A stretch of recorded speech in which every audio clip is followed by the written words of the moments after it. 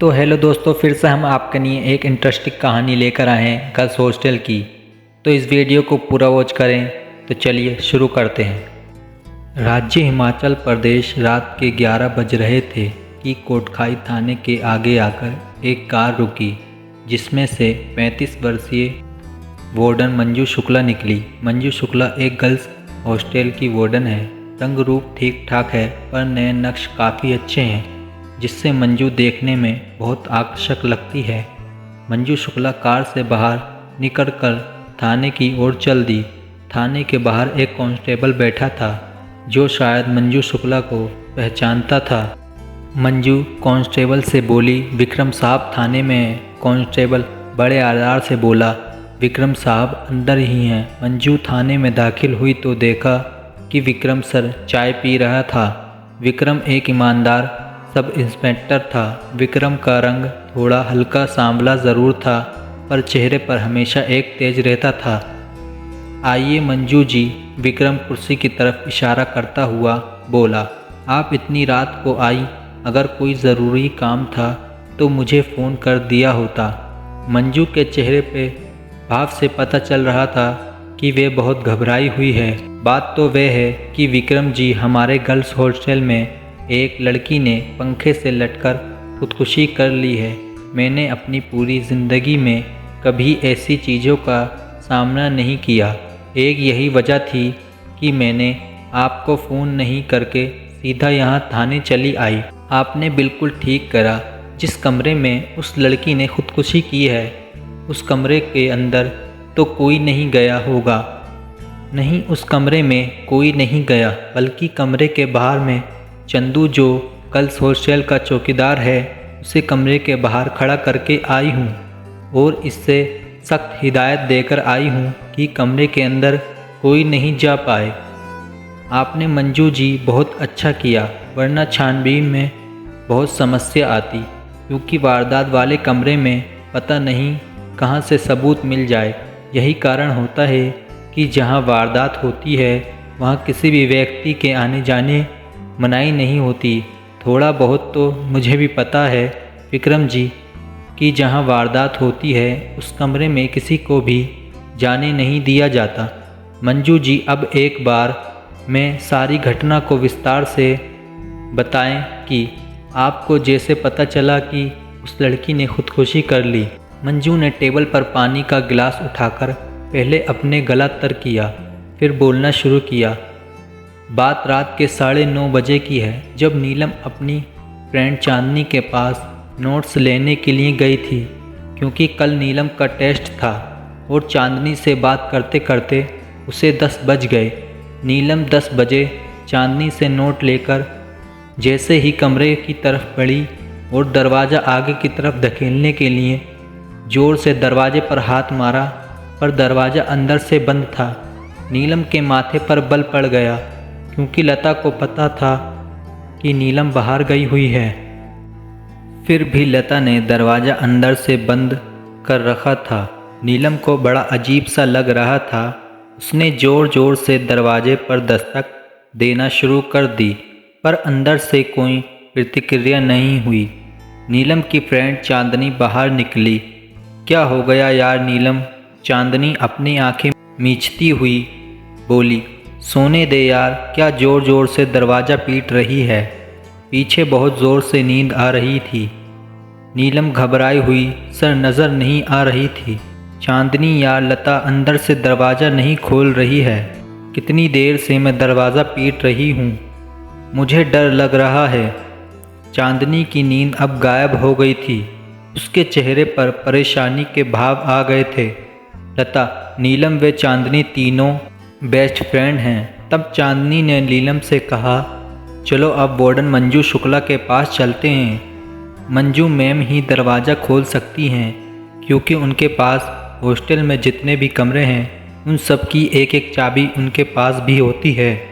नीलम के चेहरे पर थोड़ी सी चमक आ गई। बिल्कुल, अब हमें बातों में समय गंवाना नहीं चाहिए। दोनों भागकर मेरे पास आई और मुझे सारी बात बताई। फिर मैंने अपनी चाबी से लता का कमरा खोला तो हम तीनों के मुंह से एक ज़ोरदार चीख निकली क्योंकि लता पंखे से लटकी हुई थी। मैंने तुरंत लता का कमरा बंद कर दिया। दोनों लड़कियां की हालत बहुत ख़राब हो गई थी और होनी भी थी, कारण लता दोनों की बेस्ट फ्रेंड थी। नीलम व चांदनी लगातार रोती जा रही थी।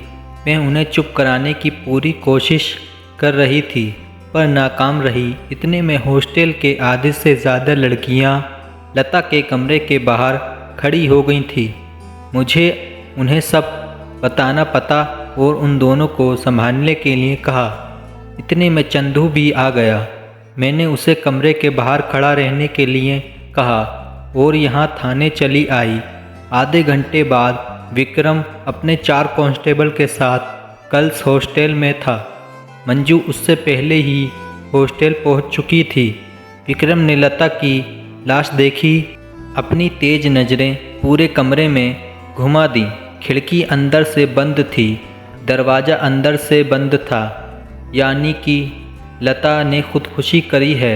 आधे घंटे बाद फिंगरप्रिंट डिपार्टमेंट व फोटोग्राफ डिपार्टमेंट भी आ चुके थे और अपने काम में लग चुके थे। फिर विक्रम नीलम से पूछताछ करने में लग गया। हाँ तो नीलम, लता और तुम बेस्ट फ्रेंड थे, क्या ये सही है? नीलम अब काफ़ी हद तक अपने आप को संभाल चुकी थी।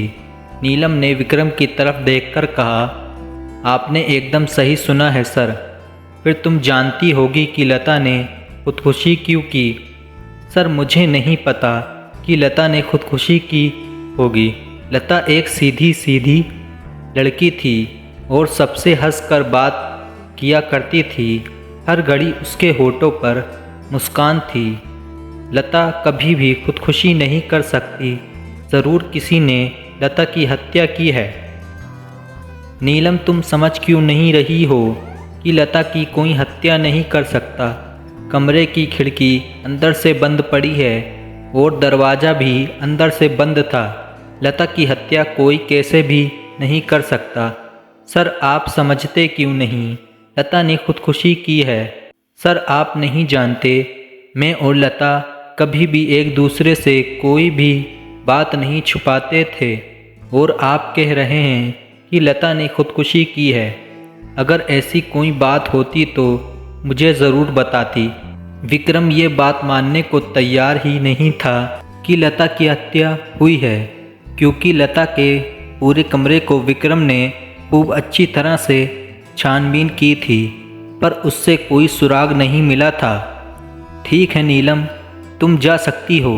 लता की लाश को पोस्टमार्टम के लिए भेज दिया गया और पोस्टमार्टम रिपोर्ट ये साबित कर देगी कि लता ने खुदकुशी की है। फिर विक्रम ने चंदू को कमरे में बुलाया।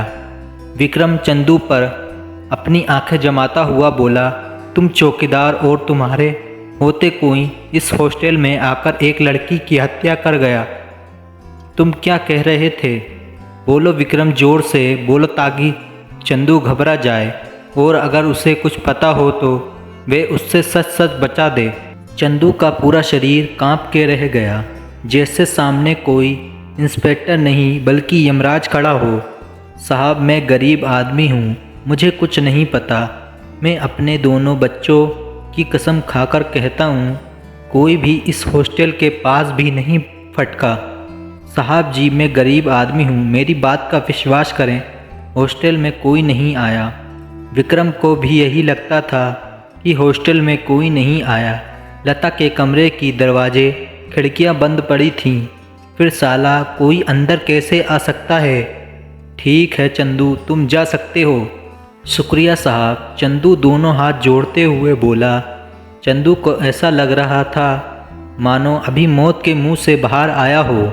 वे कमरे में से ऐसे भागा जैसे मानो उसके पीछे भूत पड़े हों। विक्रम गहरी सोच में पड़ गया।